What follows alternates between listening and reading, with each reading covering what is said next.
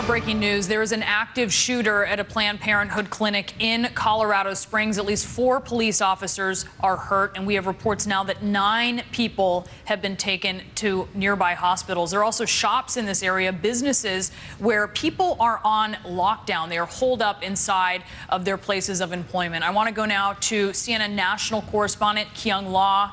This number has ticked up from 8 to 9 just in the last half hour since we spoke before, Kyung.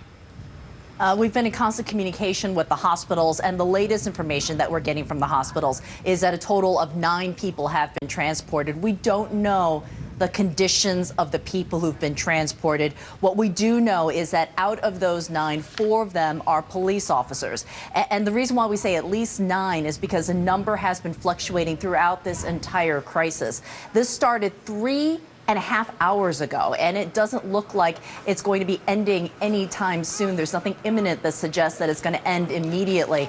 Police trying to play cautiously. They've been able to eyeball the suspect. What we know is that they have exchanged gunfire with at least one suspect, someone that they have seen. He is carrying a long gun. We've spoken to a number of the businesses in the area. There are at least 12 businesses nearby. Some of the witnesses say they've heard anywhere from 10 to 20 shots fired. All of this beginning around the lunchtime hour. A lot of people out at the grocery stores, at the nail salons, getting their hair done.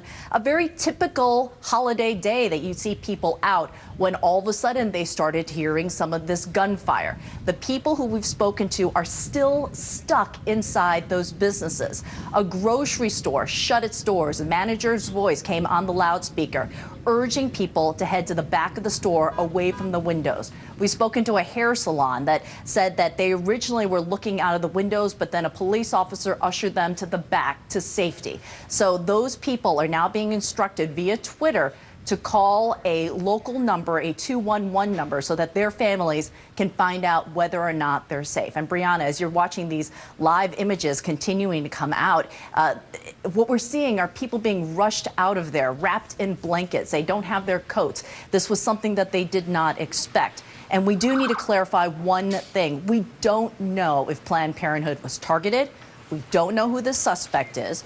We don't know if all of this originated from Planned Parenthood. Some of the witnesses have said that they heard the gunfire coming from outside.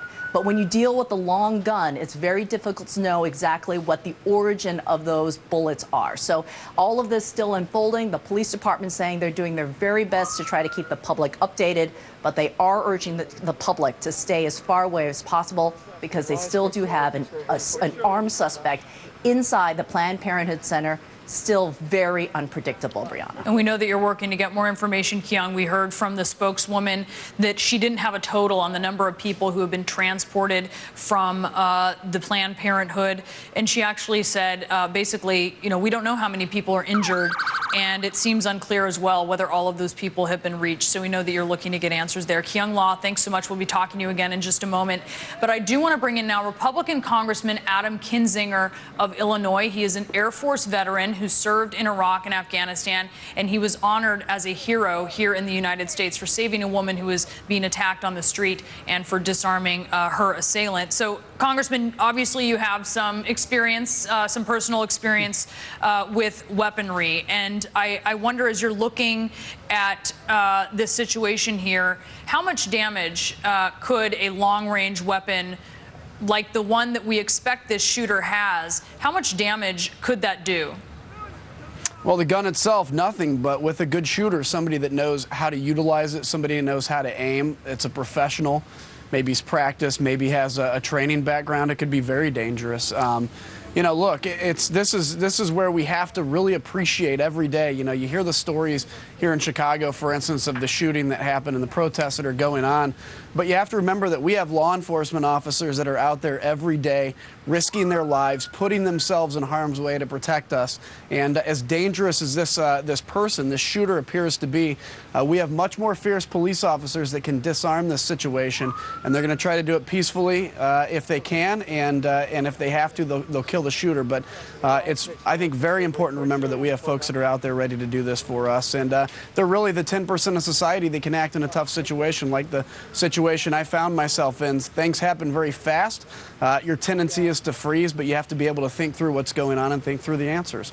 Okay, I do want to really just stipulate here that we're unsure if Planned Parenthood was targeted here. We don't know if that's the motive. But when we're looking at the statement, Congressman, that's coming to us from the regional director of Planned Parenthood there, she brings up the possibility about what she calls extremists that are creating a poisonous environment that feeds domestic terrorism in this country. So we see someone making the leap there. Again, we don't know if Planned Parenthood has been targeted, but at the same time, we've seen Planned Parenthood clinics targeted before. I mean, what does that say to you about perhaps some of the protections that should be provided for safety in areas like this? Yeah, when I heard that statement, I thought that was very premature. We may find out that this person was targeting Planned Parenthood.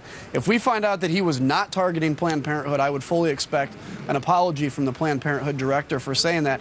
But regardless, if somebody is targeting Planned Parenthood, it's not indicative of what folks that are opposed to some of the practices Planned Parenthood commits, how we feel. You know, we saw these barbaric videos, and that was something that many of us have a legitimate concern about. That doesn't mean that we're going to take guns and walk into Planned Parenthood clinics.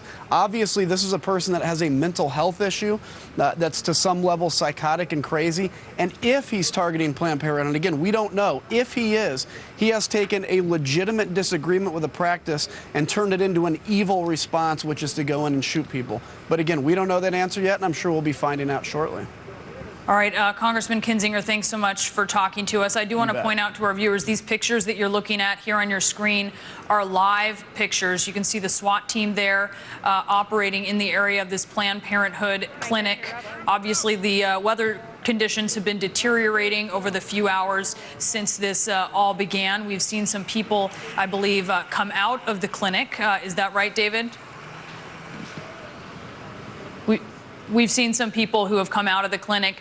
We're going to continue to monitor this and keep you up to date. We'll be back in just a moment.